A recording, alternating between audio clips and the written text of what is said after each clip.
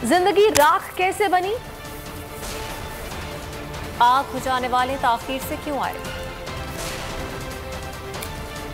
दहशतगर्दी किसका गठजोड़? काबुल में कितनी लाशें? कराची कौन आ रहा है?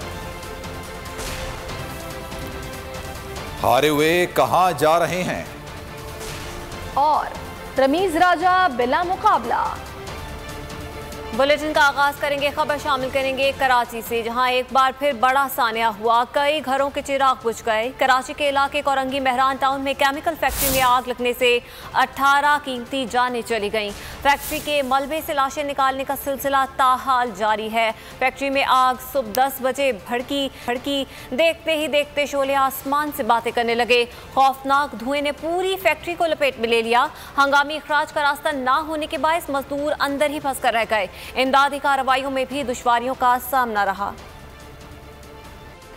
कराची मेहरान टाउन की फैक्ट्री में लगी आग ने कई घर उजाड़ दिए। अस्पताल में क़यामत का मंजर था।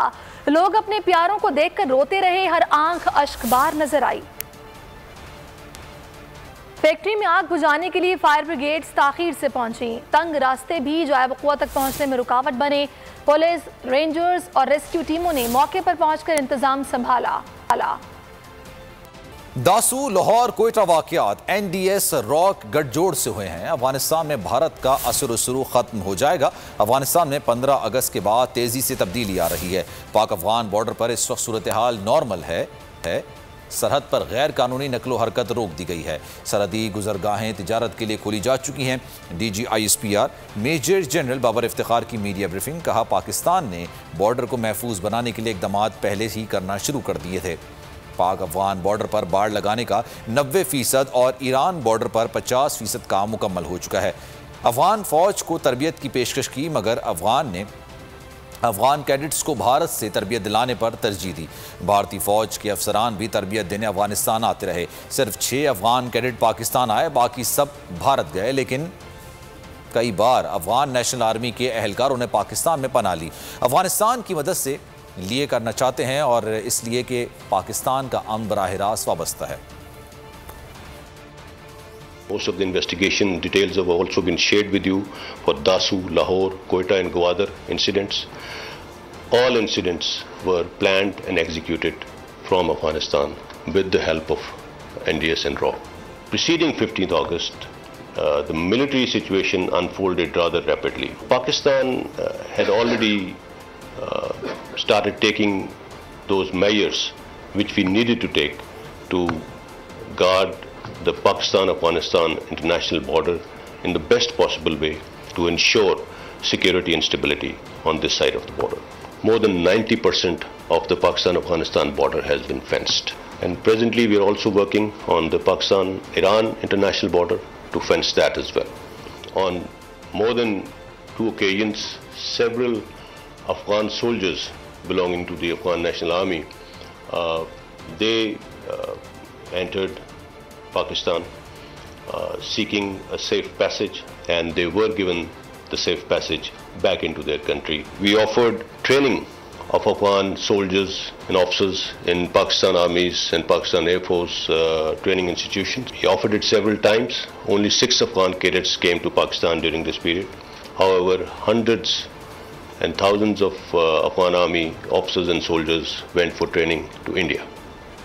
And several Indian army's training teams were placed in Afghanistan to train Afghanistan's national army and their forces.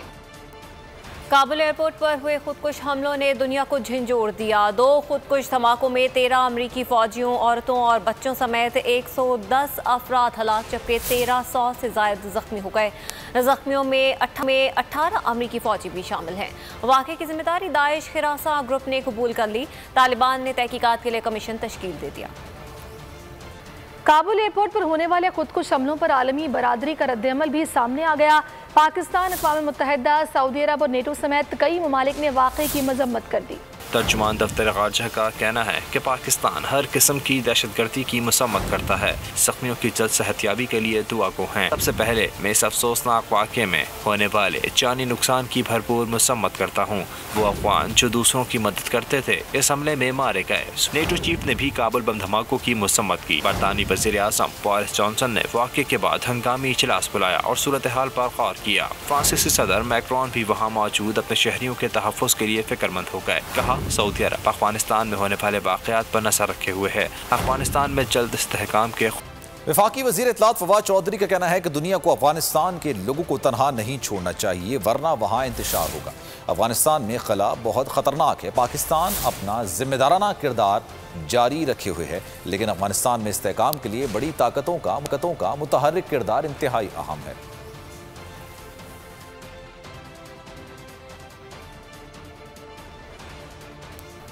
Afghanistan पर अमरीकी हमले का कोई जवाब नहीं था, क्योंकि 9/11 हमलों में उसामा बिन लादेन की शमूलियत कभी साबित नहीं हुई। तालिबान तर्जुमान ज़बीउल्लाह मुजाहिद ने पुराना मौक़िफ़ दोहरा दिया। वादा किया कि अलकायदा या किसी दूसरे दहशतगर्द ग्रुप को अमरीका या उसके इत्तेहादियों पर हमले के लिए अफगान सरजमीन के इस्तेमाल की इजाज़त नहीं दी जाएगी। अमरीका की दरख्वास्त पर हुकूमत का बड़ा इकदाम। गैर मुल्की शहरियों को ठहराने के लिए इस्लामाबाद के शादी हॉल 21 यौम के लिए खाली कराने का नोटिफिकेशन जारी कर दिया। पाकिस्तान में अमरीका की दरख्वास्त पर 4 से 5 हज़ार गैर मुल्कियों को वक्ती तौर पर रिहाइश फराहम की जाएगी। खबरों के सिलसिले को आगे बढ़ाएंगे। इलेक्शन कमीशन अरकान की तैनाती के लिए वज़ीर आज़म इमरान खान ने अपोजिशन लीडर शहबाज शरीफ को खत लिख दिया। वज़ीर आज़म ने पंजाब और खैबर पख्तूनख्वा के अरकान के लिए 3 नाम तजवीज़ कर दिए, जिसमें उनसे इलेक्शन कमीशन की खाली आसामियों के लिए नाम मांगे गए हैं। इलेक्शन कमीशन अरकान के नाम दें, वज़ीर आज़म का अपोजिशन लीडर को खत। वज़ीर आज़म इमरान खान ने अपोजिशन लीडर शहबाज शरीफ को खत में पंजाब खैबर पख्तूनख्वा के अरकान के लिए 3 नाम तजवीज़ कर दिए। खत में अपोजिशन लीडर से इलेक्शन कमीशन की खाली असामियों के लिए नाम मांगे गए हैं। पंजाब के लिए अहसन महबूब, राजा अमीर और डॉक्टर परवेज़ अब्बास के नाम तजवीज़ किए गए हैं। खैबर पख्तूनख्वा के लिए जस्टिस रिटायर्ड इकरामुल्लाह, फरीदुल्लाह और मुजम्मिल खान के नाम शामिल हैं। अपोजिशन लीडर के जवाब के बाद इलेक्शन कमीशन के मेंबरान की तैनाती हो सकेगी। अहम खबर आपके साथ शेयर करेंगे। मुस्लिम लीग नून के सदर शहबाज शरीफ कराची पहुंच गए। शहबाज शरीफ की 3 रोज़ा सरकारी दौरे में क्या सरगर्मियां रहेंगी, ये हम जानेंगे अपने नुमाइंदे राव अफनान से। राव अफनान, आगाह कीजिएगा, 3 दिन गुजारेंगे कराची में, क्या कुछ करेंगे? जी बिल्कुल, मुस्लिम लीग नून के सदर शहबाज शरीफ कराची पहुंच चुके हैं। कराची के अंदर जो वाक़या पेश आया था उसके वजह से शहबाज शरीफ ने अपने इस्तकबाल करने से कारकुनान को रोक दिया था, लेकिन इस वक्त शहबाज शरीफ जो है वो शारा फैसल पर मौजूद है और निजी होटल की जानिब रवादबा है। कल से वो अपनी सियासी एक्टिविटीज का आगाज करेंगे, जिसमें वो मुमताज भुट्टो के साहबजादे से मुलाकात करेंगे और ताज़ियत करेंगे। उसी के साथ साथ रूहानी पेशवा जो है हुरो को रूहानी पेशवा पीर पगारा, उनसे मुलाकात करेंगे और वालदा की ताज़ियत करेंगे। उसी के साथ साथ वो पीडीएम के सरबराहान और जो जमातें उसमें शामिल जमातें हैं उनके साथ करेंगे और कल एक मुतवक्का तौर पर एक प्रेस कॉन्फ्रेंस से खिताब भी करेंगे। उसी के साथ साथ 29 अगस्त को वो पीडीएम के जलसे में शिरकत करेंगे और एक अहम खिताब करेंगे। जी ठीक है, बहुत शुक्रिया राव अफनान। सब्सक्राइब करें और बेल दबाएं ताकि कोई खबर रह न जाए।